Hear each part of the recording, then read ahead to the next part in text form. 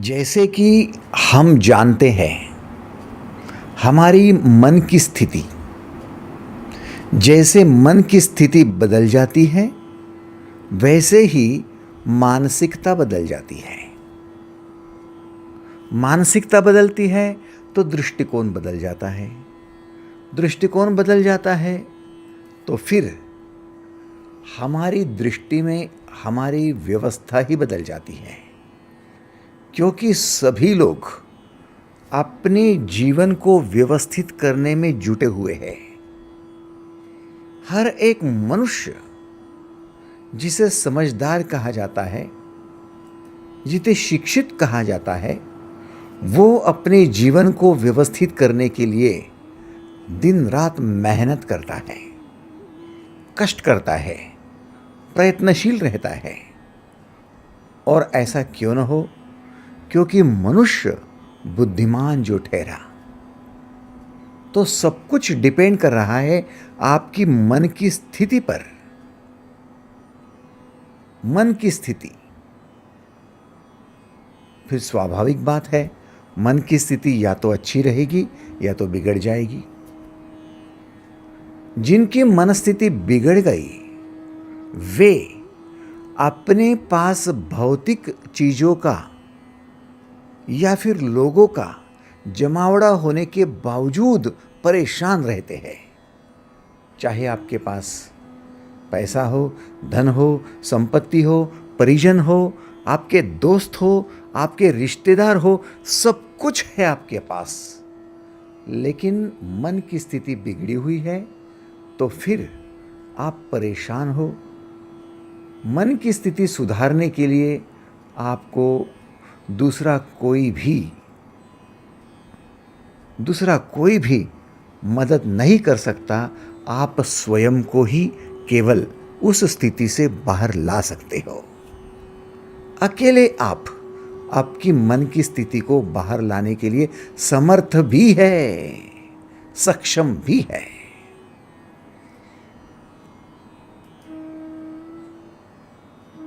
बड़ी विचित्र बात है, दो ऐसी स्थितियां भगवान श्री कृष्ण हमें समझा रहे हैं जिसमें हमें अपने जीवन का दर्शन स्पष्ट दिखाई देता है। पहली है सांसारिक स्थिति,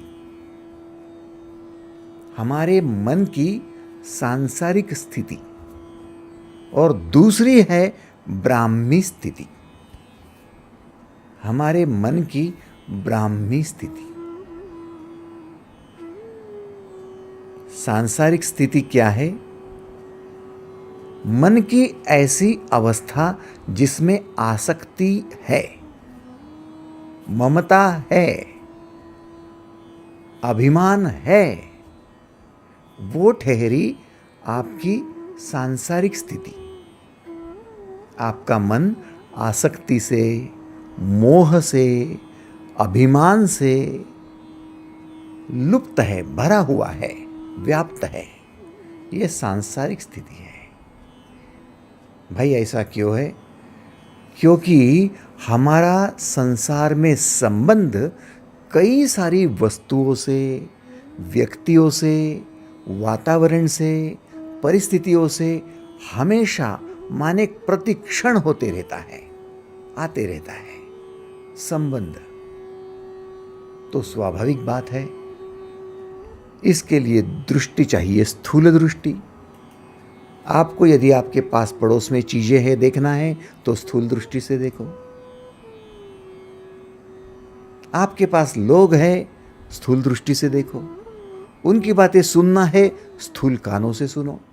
स्थूल का मतलब है ऊपरी ऊपर देखना, सुपरफिशियल लेवल पर देखना, पृष्ठभागावर बघणे। आपको जो दिखाई दे रहा है, जिसके लिए दिमाग को स्ट्रेस नहीं देना पड़ता, बस मुझे दिख गया, मैंने देख लिया, मुझे सुनाई दिया, मैंने सुन लिया। ठीक वैसे ही मैंने सूंघ लिया, मैंने स्वाद ले लिया, मैंने स्पर्श कर लिया। ये जो इजी गोइंग है, ये सुपरफिशियल लेवल पर है, ये सब कुछ सांसारिक स्थिति में आते हैं। आपकी मन की स्थिति सांसारिक बनती है। बड़ा आश्चर्य होगा आपको कि ये सांसारिक स्थिति हमेशा क्यों बनी रहती है। उसका कारण है जिज्ञासा। ये क्या है, वो क्या है, ये क्या है, वो क्या है, ये जानने की अभिलाषा संसार में लाती है।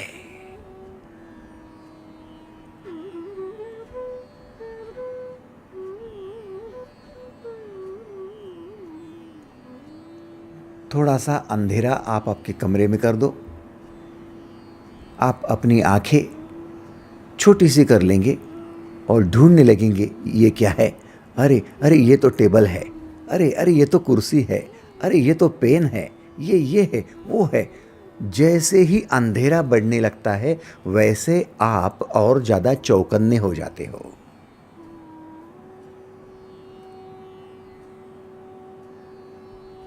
जब बिजली चली जाती है, अंधेरा होता है और आप मोमबत्ती ढूंढने के लिए निकलते हो, तो जैसे जैसे आप यहाँ वहाँ हाथ लगाते हो, अरे ये क्या है, अरे ये तू है क्या, अरे ये है, वो है, वो है।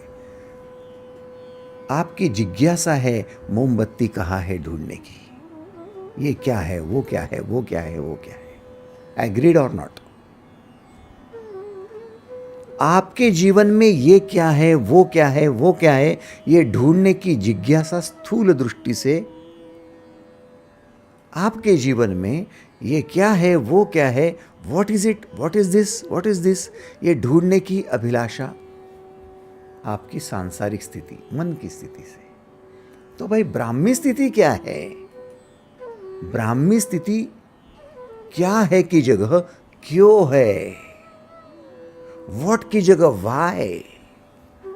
ऐसा क्यों है, ऐसा क्यों है, ये ढूंढने की अभिलाषा है। दोनों में बुनियादी फर्क है। ये क्या है आपकी जिज्ञासा बढ़ाती है, ये क्यों है आपका विस्मय बढ़ाती है।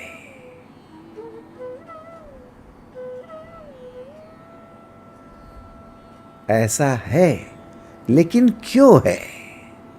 ब्राह्मी स्थिति तक पहुंचने के लिए आपका क्यों बड़े कमाल का है, बड़े काम का है। वाई, व्हाट की जगह वाई।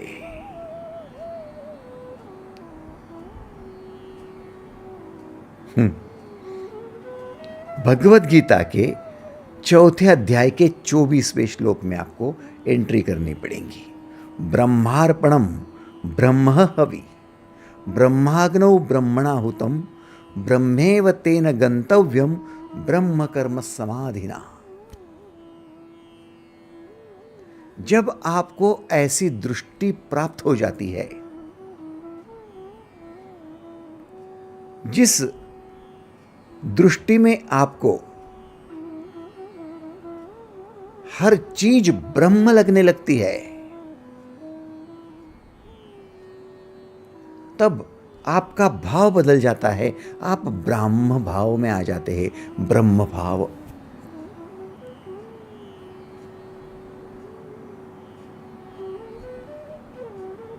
क्या फर्क पड़ता है? एक यज्ञ जब आप करते हो तो उस यज्ञ में अग्नि सुलगाते हो, उस यज्ञ में आप समिधा डालते हो, द्रव्य डालते हो, घी डालते हो।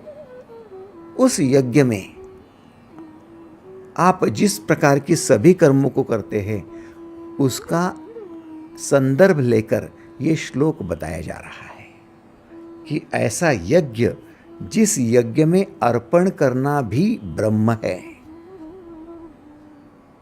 अर्पण करना भी ब्रह्म है, हवन किए जाने वाले द्रव्य भी ब्रह्म ही है। ब्रह्मार्पणम माने अर्पण किए जाने वाला वो ब्रह्म है, और जो हवि माने उसमें जो समिधा डाली जा रही है, द्रव्य डाला जा रहा है, वो भी ब्रह्म ही है। ब्रह्माग्नौ ब्रह्मणाहुतम।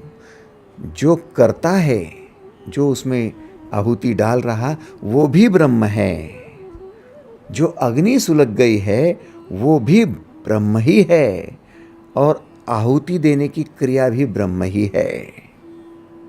ब्रह्मेव तेन गंतव्यम ब्रह्म कर्म समाधिना, ऐसे ब्रह्म कर्म में स्थित रहने वाले योगी द्वारा निर्माण किया गया फल भी ब्रह्म ही होता है। हमने एक नाम सुना है ब्रह्मा, जिसके साथ नाम जोड़ा गया है विष्णु, जिसके साथ तीसरा नाम जोड़ा गया है शिव। तो कुछ तो संबंध होगा इस ब्राह्मी भाव का, ब्राह्मी स्थिति का ब्रह्मा से। भाई ये ब्रह्मा और फिर उसके साथ विष्णु, फिर उसके साथ शिव, ये कुछ तो है। ढूंढो क्या है। सबसे पहले आपको ब्रह्म की ही अनुभूति होगी। जब तक ब्रह्मानुभूति नहीं होती है तब तक आप विष्णु पद को प्राप्त नहीं हो सकते।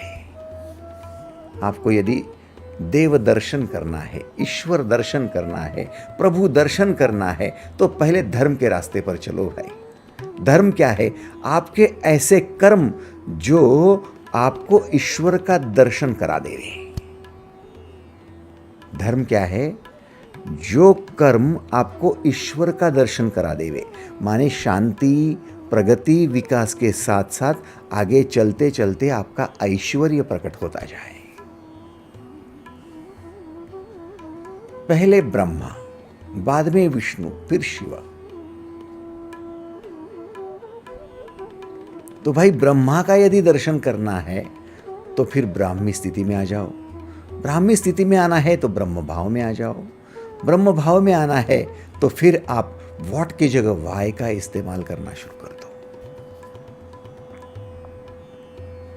जब हम बच्चे थे तब हम किसी चीज को देखते हैं, मम्मी ये क्या है, पापा ये क्या है, माँ ये क्या है, पिताजी ये क्या है, ये क्या है, हम पूछते थे। फिर माँ कहती थी बेटा ये बल्ब है, बेटा ये फैन है। फिर हमारा प्रश्न आता था आगे का, माँ ये फैन ही क्यों है, ये फैन घूमता ही क्यों है, ये बल्ब प्रकाश ही क्यों देता है, वो फैन क्यों प्रकाश नहीं देता, वो बल्ब ही क्यों प्रकाश देता है। अब हमारे क्यों का उत्तर हमारे मां के पास नहीं था। एग्रीड? बेटा ये क्या है, मां ये क्या है, बेटा ये चांद है, मां वो चांद ऊपर क्यों है, वो नहीं मालूम बेटा, वो चांद है। मां के पास जिज्ञासा है, मां के पास विस्मय नहीं है। उस क्यों तक मां नहीं पहुंची है।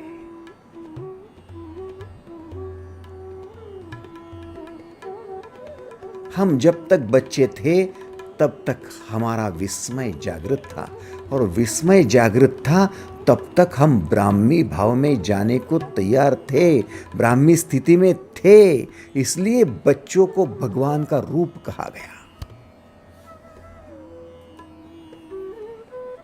जैसे जैसे बड़े हो गए वैसे वैसे शायद ये क्यों खत्म ही होने लगा, और ब्राह्मी स्थिति से नीचे उतर गए तो सांसारिक स्थिति में आ गए। इसलिए अब हम जब बड़े हो गए, शादीशुदा हो गए, तो हमारा संसार शुरू हो गया। नौकरी व्यवसाय के साथ संसार शुरू हो गया। लोग कहते सांसारिक बन गए हैं। अब क्यों की तरफ ध्यान ही नहीं जाता, सांसारिक बन गए हैं। इसका मतलब अब ये क्या है, वो क्या है, ठीक है बाबा, अब क्यों की मत पूछो। ऐसा क्यों है, अरे तुझे क्या लेना है, ऐसा क्यों है, वैसा क्यों है। तू खाते जाना, मैं देता हूं, तू बस लेते जा, तुझे क्या करना है, ऐसा क्यों है, वैसा क्यों है। बड़े प्रश्न पूछता है बच्चों जैसा। अभी भी बच्चा है क्या, अब बंद कर दिए। क्या आश्चर्य की बात है, बड़ी आश्चर्य की बात है। बच्चों के भांति प्रश्न उठाना यह समाज को लगा लांछन है। जो व्यक्ति उम्र बढ़ने के साथ अपने क्यों को बढ़ाते जाता है, वो व्यक्ति संसार से ऊपर उठता है।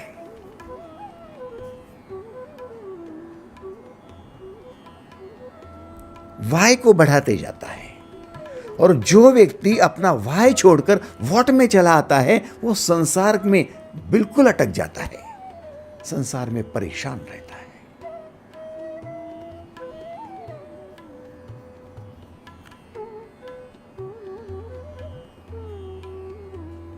आपको अभिमान किसका होता है? आपके पास डिग्री है, ग्रेजुएशन है, पोस्ट ग्रेजुएशन है, आपको अभिमान क्या है? आपको न्यूटन का लॉ मालूम है, आपको आइंस्टाइन की थ्योरी मालूम है, आपने 4 किताबें पढ़ ली है, आपको इसका वांग्मय पता है, वो पता है, आपको अभिमान है, मुझे ये मालूम है, वो मालूम है, वो मालूम है। आपको ये पूछा कि न्यूटन का लॉ ऐसा ही क्यों है, वो नहीं मालूम आपको।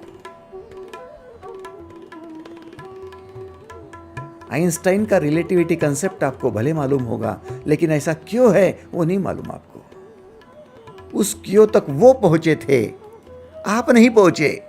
आपको क्या मालूम है, और जो व्हाट मालूम है आपको, ये मालूम है, वो मालूम है, उसी का अभिमान आपको है।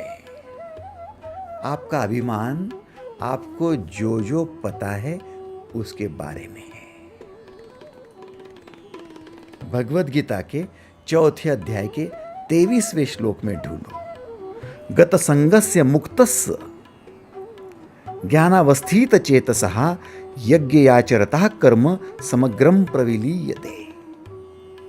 जिसकी आसक्ति सर्वथा नष्ट हो गई है, देहाभिमान और ममता से जो रहित हो गया है, और जिसका चित्त निरंतर परमात्मा के ज्ञान में स्थित हो गया है, केवल यज्ञ संपादन हेतु वो व्यक्ति कर्म कर रहा है, उसके सभी कर्म विलीन हो जाते हैं।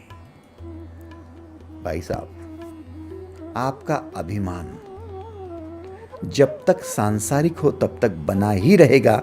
आप कितना भी कहो मैं अहंकार से मुक्त हो जाऊंगा, इम्पॉसिबल। अहंकार आपके सर पे बैठा ही रहेगा। उसी को कहते कलयुग। जब लोगों के दिमाग पर अहंकार बैठ जाता है, मैं ये जानता हूं ये क्या है, मैं वो जानता हूं ये क्या है, वो क्या है, तब तक अहंकार। अभी भी आपको गीता जितनी जानने को मिली है ना, जितनी समझने को मिली है ना, उतना अहंकार आपके भीतर जमा हो गया। मैं जानता हूं कर्म क्या है, मैं जानता हूं अकर्म क्या है, मैं जानता हूं विकर्म क्या है, मैं जानता हूं ज्ञान योग क्या है, मैं जानता हूं कर्म योग क्या है। ये सब हम अहंकार के साथ बोल सकते हैं। लेकिन भाई ऐसा क्यों है? अरे यार, ऐसे प्रश्न मत पूछ, क्योंकि अहंकार चूर चूर हो जाता है, अभिमान चूर चूर हो जाता है। एग्रीड और नॉट? कितने लोगों को यह स्वीकार है? कृपया प्रामाणिकता से हाथ ऊपर करो। धन्यवाद, थैंक यू, थैंक यू। अब दोस्तों, अपने जीवन में इस ब्राह्मी स्थिति का लाभ क्या होगा? हम क्यों में चले जाएंगे, वाय में चले जाएंगे तो लाभ क्या होगा? वाय में चले जाएंगे तो हम बुद्ध के भांति बुद्धत्व तक पहुंचेंगे।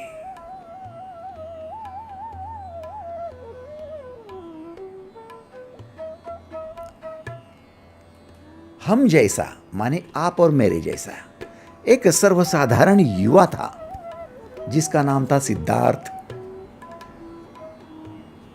देख रहा था ये क्या है, ये महल है, वो क्या है, ये मेरे अंगरक्षक है, वो क्या है, ये मेरे दास है, ये क्या है, दासिया है, वो क्या है, आदमी मर गया है, वो क्या है, बीमार है, सब कुछ देख रहा था। ये क्या है, क्या है। जिज्ञासा तो बहुत बढ़ गई थी, लेकिन जिज्ञासा के साथ विस्मय काफी हद तक बढ़ गया था।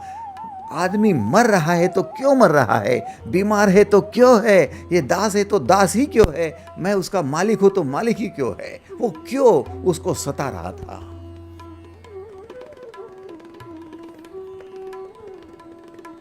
उस क्यों की वजह से परेशान था, ढूंढने को निकला था। रात्रि के समय सारी दुनिया जब सो रही थी, उस समय अपने घर को त्याग कर क्यों को ढूंढने के लिए ये युवा निकल पड़ा, और जब तक उस क्यों को समझ नहीं लिया तब तक रुका ही नहीं, तब तक रुका ही नहीं। उसे कहते हैं ब्रह्म भाव। आपके मन के कई भाव होते हैं, उसमें से एक भाव आपकी मनोदशा बतलाता है, और ये भाव है क्यों, वाई, ये ढूंढने का भाव, ये है ब्रह्म भाव।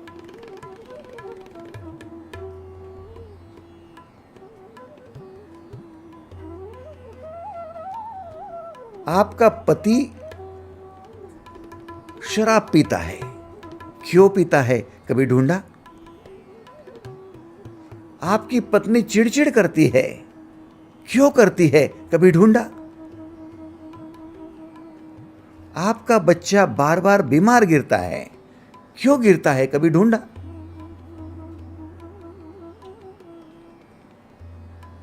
आपके जोड़ों में दर्द होता है, आपके पेट में बार बार दर्द होता है, क्यों होता है, ढूंढा? क्या होता है इसके बारे में तो बड़ी कथन करते हैं हम, ये ऐसा करता है, वैसा करता है, क्यों करता है? क्यों करते ही हमारे झगड़े खत्म होते हैं, क्योंकि क्यों के लिए हमें भीतर घुसना पड़ता है, अंतर में झांकना पड़ता है, अंतर की यात्रा शुरू करनी पड़ती है। क्यों के लिए हमारे दिमाग को हमें स्ट्रेस देना पड़ता है, ढूंढने के लिए हमें यात्रा करनी पड़ती है, और वो यात्रा होती है अध्यात्म की यात्रा, ब्राह्मी स्थिति की ओर बढ़ने की यात्रा। ये क्या करता है? पढ़ाई नहीं करता, खेलते ही रहता है, हो गया झगड़ा। वो क्या करता है? काम धाम नहीं करता, सोते रहता है, हो गया झगड़ा। ये क्या करती है? बस इसकी उसकी बातें करते रहती है, हो गया झगड़ा। क्या कि साथ में कई झगड़े लगे हुए हैं, कई प्रकार के वाद विवाद है व्हाट के साथ, और आपकी दृष्टि बस ये क्या कर रहा है, वो क्या कर रहा है, ये क्या कर रही, वो क्या कर रही है, इसी में है। इसी को संसार कहते हैं। आपकी बहू क्या कर रही है, बेटी क्या कर रही है, बेटा क्या कर रहा है, पति क्या कर रहा है, पड़ोसी क्या कर रहा है, ऑफिस का बॉस क्या कर रहा है, सबऑर्डिनेट क्या कर रहा है। अरे सबकी तरफ ध्यान देना पड़ता है बाबा, जासूस बनना है हमको, तो करते रहो जासूसी। जासूसी जैसी हमारी दुनिया में कोई नहीं है भाई। इस विश्व में जासूस ये क्या कर रहा है, वो क्या कर रहा है, ऐसे ढूंढने वाले लोग कभी ब्राह्मी स्थिति में नहीं जाएंगे, नहीं जाएंगे, वो संसार में ही लगे रहेंगे। तो भाई जासूसी करना बुरा है? नहीं, अधूरा है। बुरा नहीं, अधूरा है। अधूरा क्यों? वो क्या कर रहा है ये जानने के लिए एक कदम उठाया, थोड़ा एक कदम और उठा लो, ऐसा वो क्यों कर रहा है, थोड़ा एक कदम और। व्हाट के साथ वाई जोड़ो, आ जाओ ब्राह्मी स्थिति में।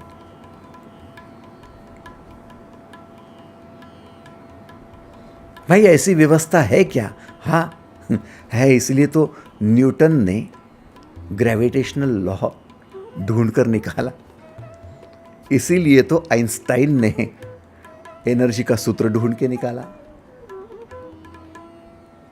कई बार मैं फेल हो रहा हूँ ग्रेजुएशन में, ऐसा जब बिल गेट्स को दिखाई दिया, क्या हो रहा है, फेल हो रहा हूँ, क्या हो रहा है, फेल हो रहा हूँ, क्यों हो रहा हूँ, उस क्यों की तरफ ध्यान दिया तो क्यों ने जीवन ही बदल दिया।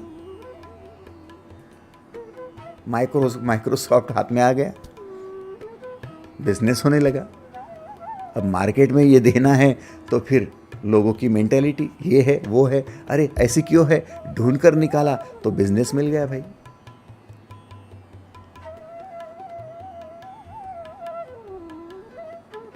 सपने तो सभी देखते हैं, ध्येय तो सभी के होते हैं, सभी लोगों के गोल सेट होते हैं, ये करना है, वो करना है, वो करना है, लेकिन सब लोग सक्सेसफुल नहीं होते क्योंकि उनके पास क्यों वाला दिमाग नहीं होता है, वो मिसिंग होता है।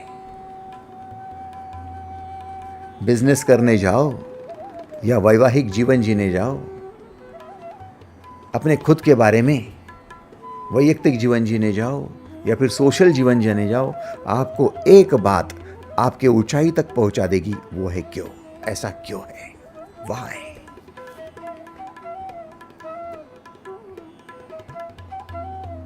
भाई जब हम अपने भीतर एंट्री करते हैं तब हम क्यों को ढूंढने निकलते हैं।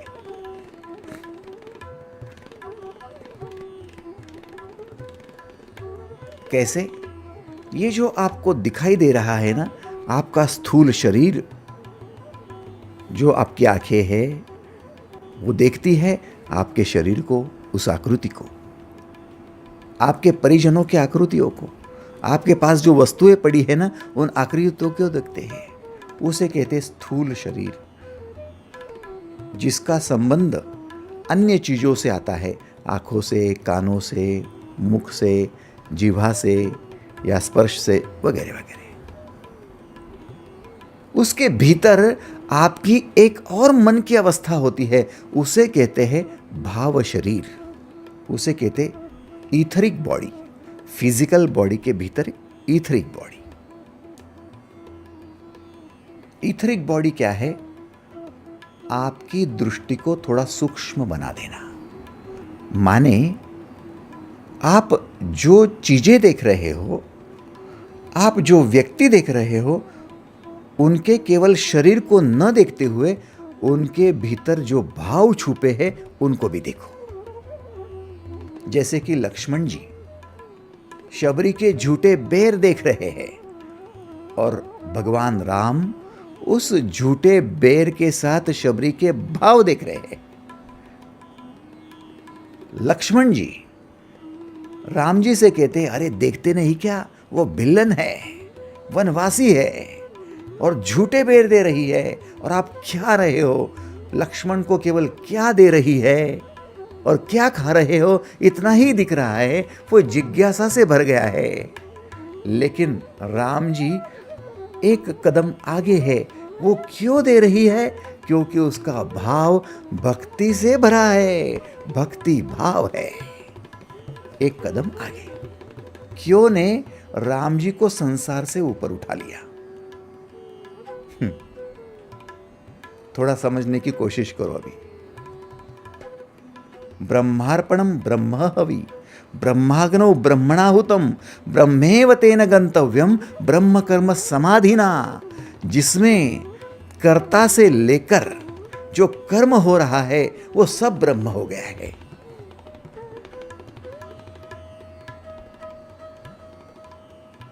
कर्ता से लेकर कर्म तक सब ब्रह्म, कोई शेष नहीं बचा। इसलिए हम थोड़े शांति से चलेंगे। भगवान राम भगवान क्यों कहलाए? क्योंकि राम जी को उनकी माता कैकेयी ने वनवास दिया।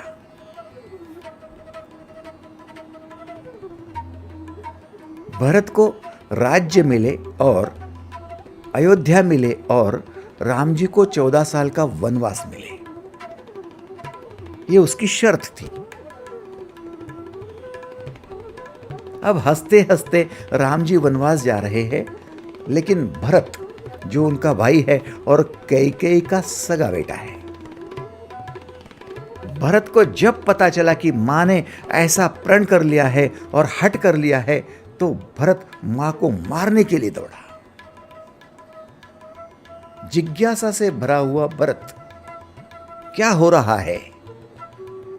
पिताजी का देहांत हो रहा है। क्या हो रहा है?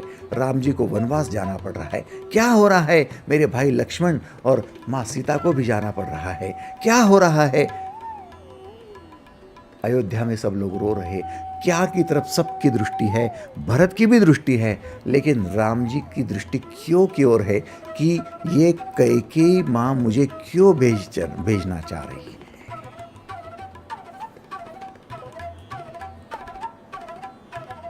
पिताजी दशरथ क्यों प्राण त्याग रहे हैं, ये क्यों, इस क्यों के साथ जुड़ने के कारण राम जी को सभी की भावदशा समझ में आ रही है। आपको उस क्यों की वजह से ही आपकी खुद की और लोगों की भावदशा समझ में आएगी। तब तक लोगों की भावनाओं को आप समझ ही नहीं पाएंगे। भावनांचा रे भूकेला तू मुरारी, मराठी में बड़ा सुंदर काव्य है। भावनाओं का भूखा है मुरारी, कृष्ण भूखा है। अरे भूखा है मतलब क्या, उसको भावनाएं पढ़ने आती है। आपको कहाँ पढ़ने आती है, क्यों नहीं आती? आप ममता से भरे हो, आसक्ति से भरे हो, अहंकार से भरे हो। गत संगस्य मुक्तस्य ज्ञानावस्थित चेतसः यज्ञयाचरतः कर्म समग्रम प्रवलीयते। जो आसक्ति से भरा है वो नहीं, देहाभिमान और ममता से भरा है वो नहीं, जो इनसे मुक्त हो गया है उसका ही चित्त निरंतर परमात्मा में लग सकता है।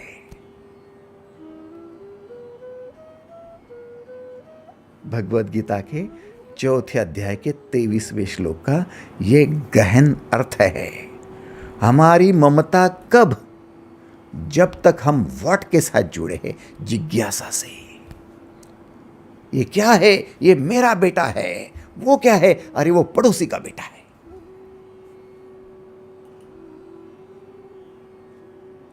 फर्क पड़ता है भाई, बहुत फर्क पड़ता है। मेरा बेटा है ना तो राज करेगा, और कौशल्या का बेटा है नहीं, वनवास जाएगा। ममता कहाँ आई? जिज्ञासा के साथ आई। मेरा बेटा है ना तो वो हस्तिनापुर भी और इंद्रप्रस्थ भी दोनों पर राज करेगा। धृतराष्ट्र को लगता है, गांधारी को लगता है, और वो कुंती का बेटा है ना, वो जाएगा वनवास। 12 साल हो गए ना, और जाओ 12 साल और जाओ। What is it? आप समझ रहे हो? आपकी जिज्ञासा सांसारिक स्थिति में लेकर आती है। ममता से अभिमान से भरा देती है।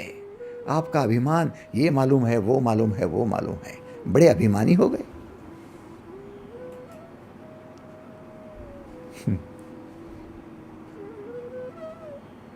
बड़े आसक्त हो गए। जी हाँ, हो गए भाई। क्यों हो गए? व्हाट की वजह से।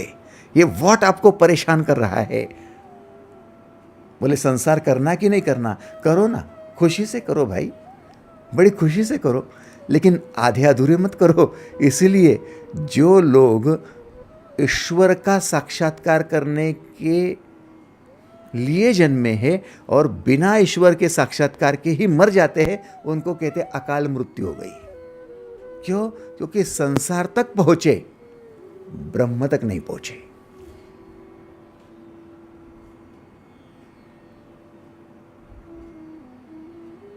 जो लोग जिज्ञासा भी नहीं करते, ये क्या है, वो क्या है, वो क्या है, आलसी प्रमादी सोए पड़े हैं, वो तो गए गुजरे हैं।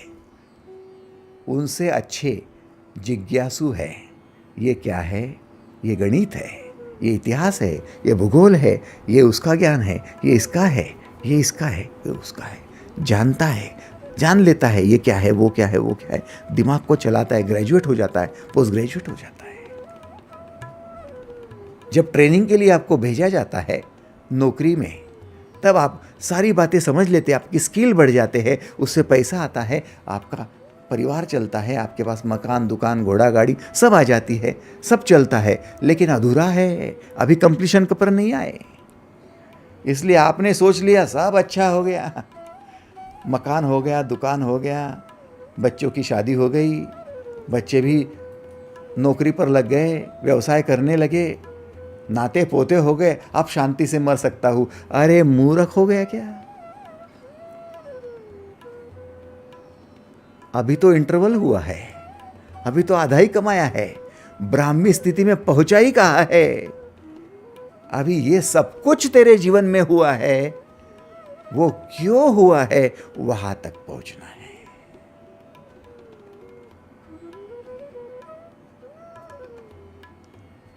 तो उसके लिए समय निकालोगे कि नहीं निकालोगे? कितने लोग हैं जो समय निकालने को तैयार है उस क्यों के लिए? वो हाथ ऊपर करें। धन्यवाद, थैंक यू, थैंक यू। उस क्यों के लिए यात्रा अब बाहर नहीं भीतर शुरू होगी। तो ये जाहिर सी बात हो गई आपके लिए। एक हो गई बाह्य यात्रा और दूसरी हो गई आंतर यात्रा। अब जितने लोगों की यात्रा आंतरिक शुरू हो रही है वे आध्यात्म की ओर बढ़ेंगे। तो ये बात आपको समझ में आ गई ना? आध्यात्म बाहर है या भीतर? 100% भीतर है, क्योंकि बाहर संसार है। भाई मैं तो किताब पढ़ता हूं, मैं तो ग्रंथ पढ़ता हूं, मैं तो श्लोक याद करता हूं, मैं तो गुरुजी के साथ में बैठता हूं। सब संसार है, इसलिए गुरुजी भी संसार है, वो मठ भी संसार है, आश्रम भी संसार है, और आपकी किताबें, धर्म ग्रंथ सब संसार है।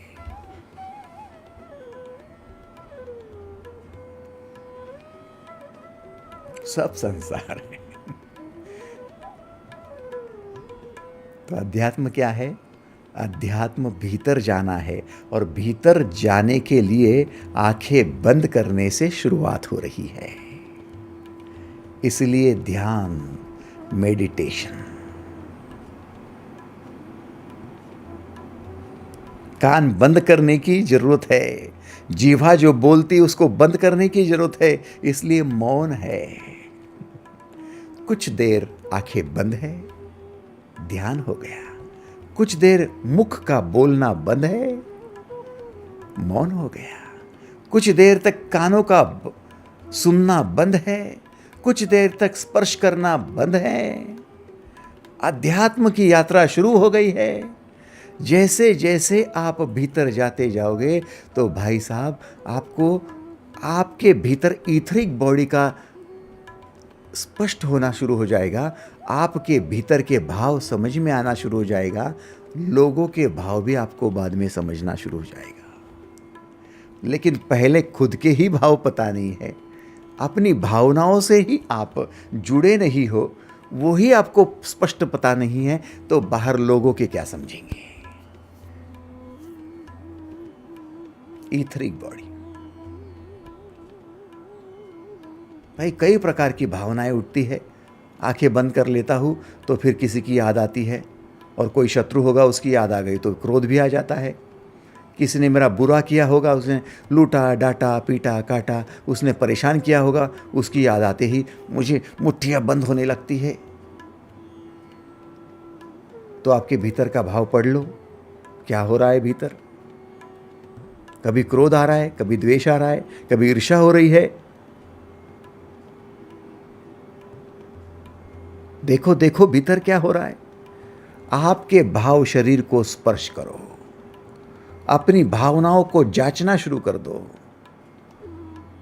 जब आपके भीतर क्रोध उठेगा, जब आपके भीतर द्वेष उठेगा, जब आपके भीतर ईर्ष्या का भाव उठेगा, तब केवल ईर्ष्या उठ रही है, केवल द्वेष उठ रहा है, उसको साक्षी भाव से ना देखो, वहां एक क्यों उत्पन्न कर लो। वाय, ये क्रोध क्यों आ रहा है, ये द्वेष क्यों आ रहा है, ये भाव क्यों उठ रहा है, उस क्यों को ढूंढो।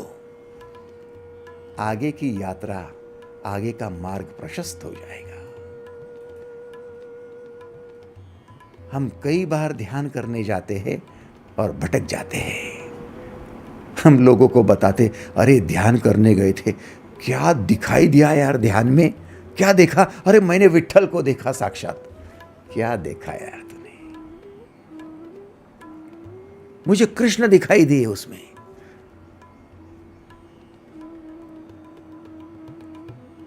क्या दिखाई दिया?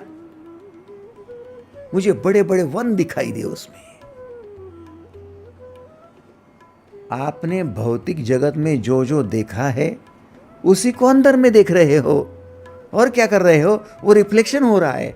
जैसे भीतर का रिफ्लेक्शन बाहर होता है, वैसे बाहर का रिफ्लेक्शन भीतर हो रहा है। और क्या हो रहा है? आपको जो विट्ठल दिखाई दिए, वो विट्ठल की मूर्ति जो पंढरपुर में देखी होगी, वही अंदर दिखाई दी, तो कोई आपको भगवान नहीं दिखाई दिया। थोड़ा समझो, थोड़ा सोचो इस पर। आपने कृष्ण की जो मूर्ति बाहर देखी होगी, वही कृष्ण यदि भीतर दिखाई दिए तो आपने क्या देखा? आपका काय का ध्यान हुआ? नहीं, बाहर में मैंने कभी कृष्ण को वैसा देखा ही नहीं और वो भीतर दिख दिया। तो भाई बाहर वो कृष्ण दिखाई नहीं दिया तो भीतर वो जो देखा वो कृष्ण ही है, ऐसा क्यों कहता है?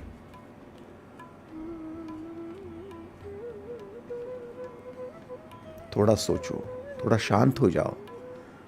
आप मनगढ़ंत बातों से भीतर की यात्रा नहीं कर पाओगे। भीतर की यात्रा करने पर आपको सबसे पहले एंट्री पर एक मिलेगी आपकी ईथरिक बॉडी में, आपका भाव शरीर। सिर्फ भावनाएं देखो बस। भीतर जाने पर, आंखें बंद करने पर, ध्यान करने पर आप अपनी ब्राह्मी स्थिति के लिए ब्रह्मी भाव में आओ। माने आप केवल अपने भाव को जांचो। भीतर क्या चल रहा है?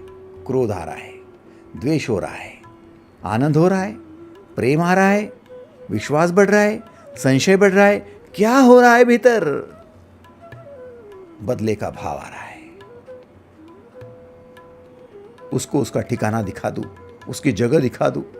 मेरे साथ बुरा वर्तन करती है, मुझे धोखा देता है, मुझे परेशान करता है, मुझे लूटता है, मुझे ठगता है, मुझे फंसाता है।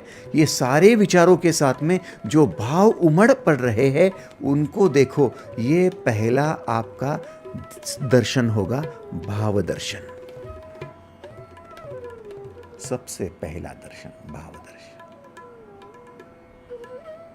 यहां से ध्यान की शुरुआत होगी।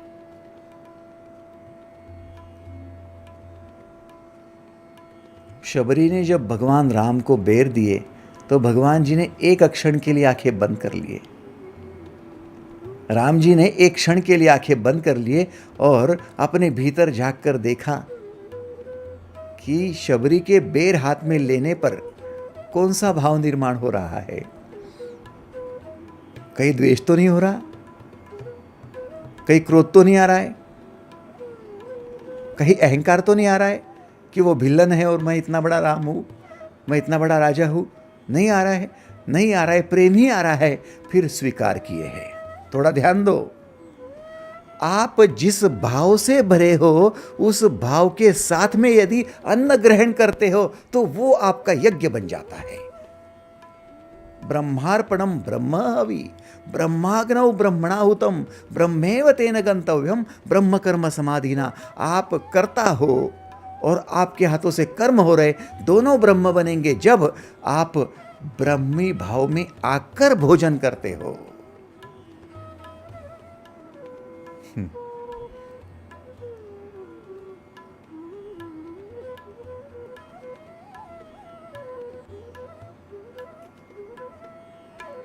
किसी ने आपको अमृत भी दे दिया और आपके मन का भाव यदि खराब है, दुष्ट है, उस समय स्थिति आपकी गिरी हुई है, सांसारिक स्थिति में आए हो, किसी ममता के कारण, किसी द्वेष के कारण, किसी परेशानी के कारण, किसी आसक्ति के कारण आप भरे हुए हो और वो अमृत भी पी रहे तो वो जहर बन जाएगा। ब्राह्मी स्थिति का मतलब क्या है? कर्ता भी ब्रह्म है, कर्म भी ब्रह्म है, समिधा भी ब्रह्म है। जो उसमें डाला जा रहा हवन हो रहा है वो भी ब्रह्म है, जो अग्नि सुलग रही वो भी ब्रह्म है। सब ब्रह्म ही ब्रह्म है। राम जी बड़े स्वाद के साथ बेर खा रहे थे, ऐसा जैसे कुछ भूखे हैं, सालों सालों के भूखे हैं। ठीक वैसे ही तो हुआ, ठीक वैसे ही हुआ जब कृष्ण को सुदामा के पोहे मिले। इतना स्वाद, रुक्मिणी देख रही है, ऐसे खा रहे हो, ये तो पंच पकवान 56 भोग सब बाजू में कर दिए, ऐसे खा रहे हो जैसे जन्मों जन्म के भूखे हो। हाँ, उस क्यों तक पहुंचे? मैं केवल दूसरे शरीर की बात कर रहा हूं, केवल दूसरे भाव शरीर की। उस क्यों तक पहुंचे कृष्ण?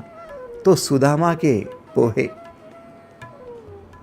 56 भोग से भी बढ़कर हो गए। इसका मतलब ये समझ सकते हो क्या कि संसार की किसी भी वस्तु का मोल आपकी भावदशा पर निर्भर होता है।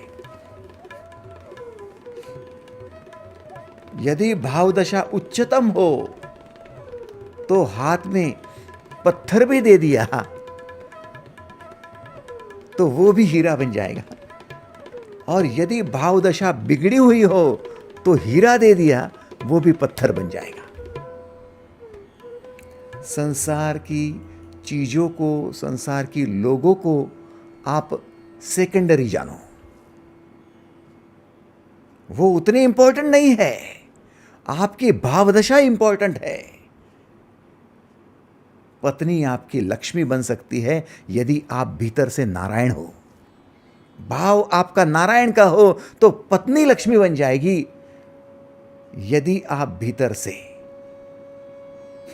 हिरण्यकश्यपु हो तो आपका बेटा प्रहलाद होने के बावजूद आप उसको दंडित करने की कोशिश करोगे। भाव दशा आपकी है, इसलिए आप अपनी दशा या दिशा दोनों को समझ लो। यदि ब्राह्मी स्थिति में उठना है तो फिर आपको प्रेम से भरना पड़ेगा और प्रेम के लिए ध्यान करना पड़ेगा।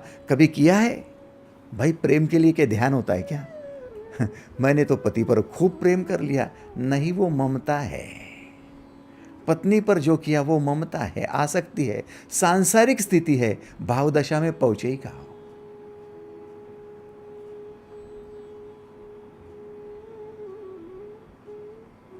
अपने बेटे के साथ प्रेम किया, नहीं वो ममता हो गई, क्योंकि सांसारिक स्थिति में थे। भीतर जाकर यदि आप अपनी विशिष्ट भाव दशा में चले जाते तो आपका बेटा और पराई बेटा कोई नहीं दिखाई देता, सिर्फ प्रेम झलक जाता था। ब्राह्मी स्थिति है।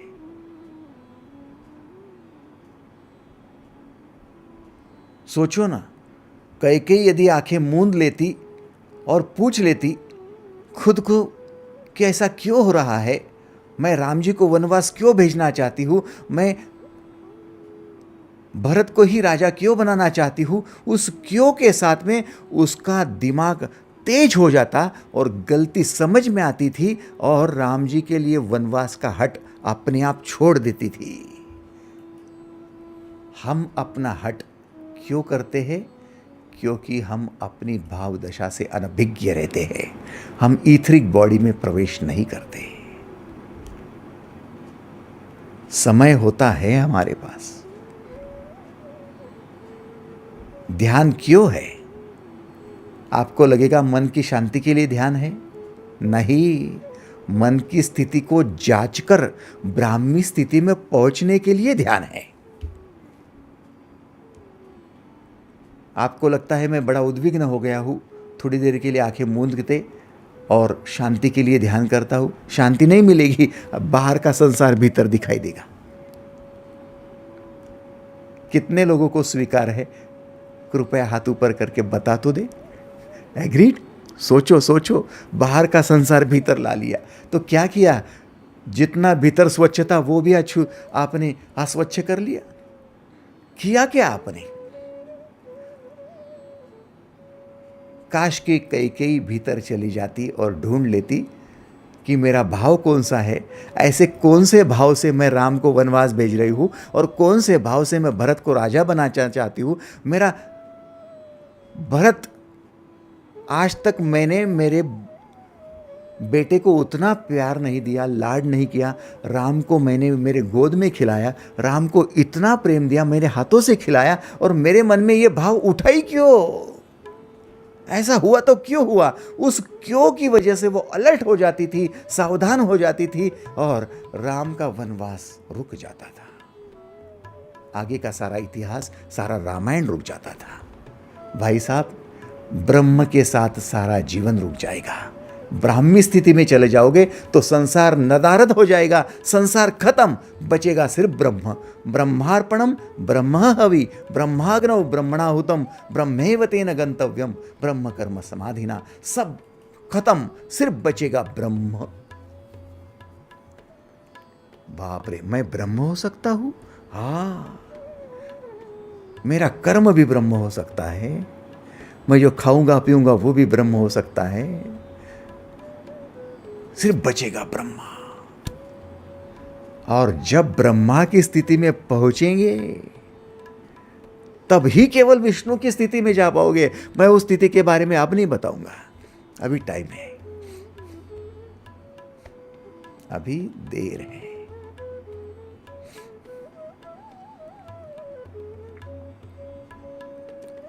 बड़े बड़े नाम तो सुन लिए हमने, ब्रह्म भाव, ब्राह्मी स्थिति, ब्रह्मानुभूति,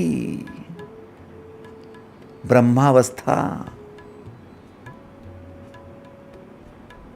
परब्रह्म, बड़े बड़े नाम सुन लिए हैं। थोड़ा समझो, शांति से चलो। जब भी आपके हाथों से गलत कर्म हुए हैं, तब आप यदि ध्यान में चले जाते और अपनी इथरिक बॉडी को, भाव शरीर को यदि पुकारते और ढूंढते कि मेरा भाव फिलहाल कौन सा है, तो आपको समझ में आता कि ये निर्णय मैं क्रोध में ले रहा हूं,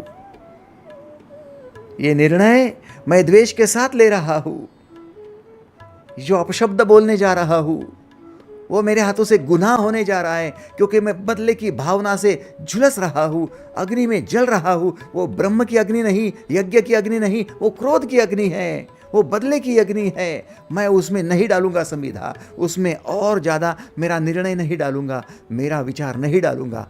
आपका अपने खुद के क्रोध से बचना हो जाता। एग्रीड और नॉट?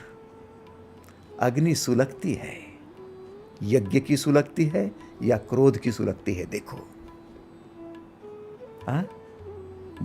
ब्रह्माग्नौ ब्रह्मणाहुतम, अग्नि भी ब्रह्म की ही हो, अग्नि भी ब्रह्म की ही हो।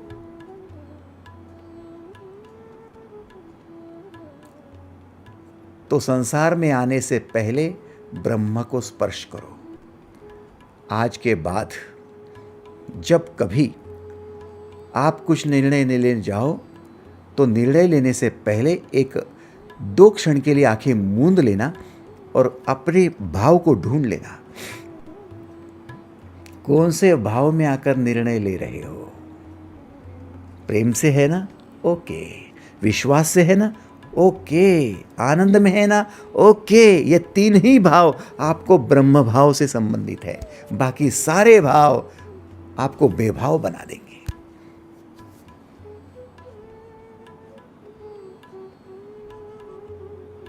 तीन ही भाव आपको ब्रह्म से जोड़कर रखेंगे। तो 3 अलग नहीं है। प्रेम है तो विश्वास है, प्रेम है तो आनंद है।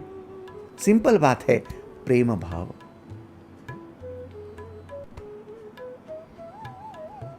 बाकी सब मोह है, माया है, ममता है, आसक्ति है, अहंकार है, क्रोध है, चिंता है।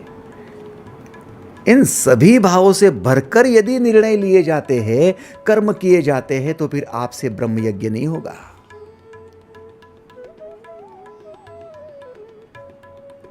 अब मुझे बताओ, किसे मंदिर जाने की आवश्यकता है? किसे चर्च गुरुद्वारों में, मस्जिदों में जाने की आवश्यकता है? अरे वहां जाओगे वो भी संसार खड़े किए गए हैं। हर जगह संसार है। अध्यात्म केवल भीतर है, ब्रह्म भीतर है, इसलिए भीतर झांको। मुझे ना छेड़ो यारो, मैं खुद पर दीवाना हो गया। मेरी ना पूछो यारो, मैं खुद पर मस्ताना हो गया, जबकि जरा सी गर्दन झुका ली और ब्रह्म का साक्षात्कार हो गया। मैं तो केवल दूसरे शरीर की बात कर रहा हूं। अभी तो तीसरा शरीर है, चौथा है, 5वां है, छठा है, 7वां है। एक एक शरीर के भीतर जाएंगे तो यात्रा प्रशस्त होती जाएगी।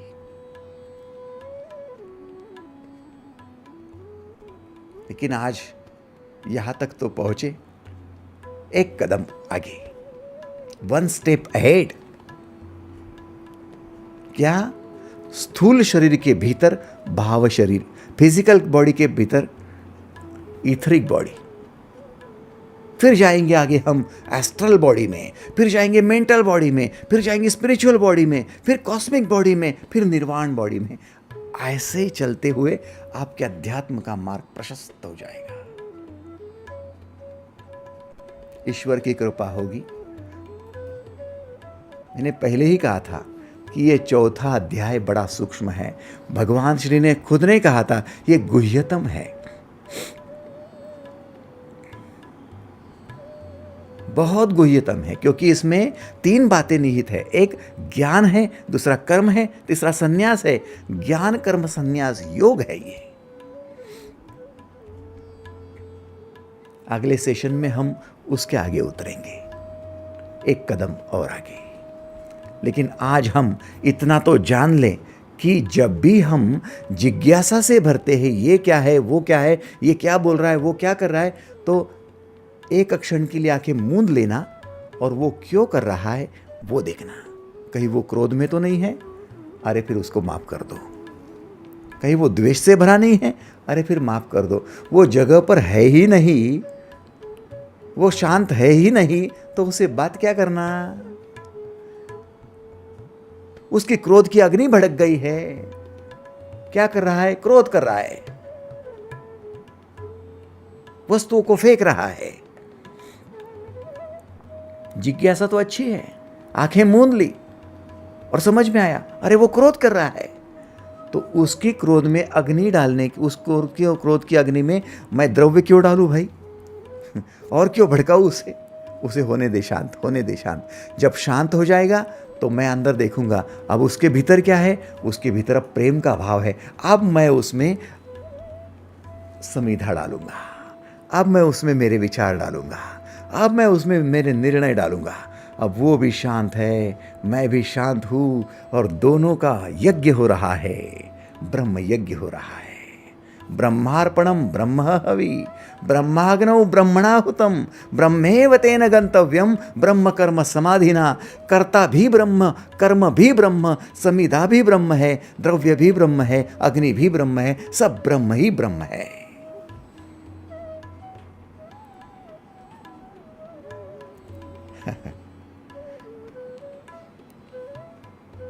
इसलिए आपके जन्म जन्म निकल जाते हैं तो ब्रह्मा का एक दिन होता है।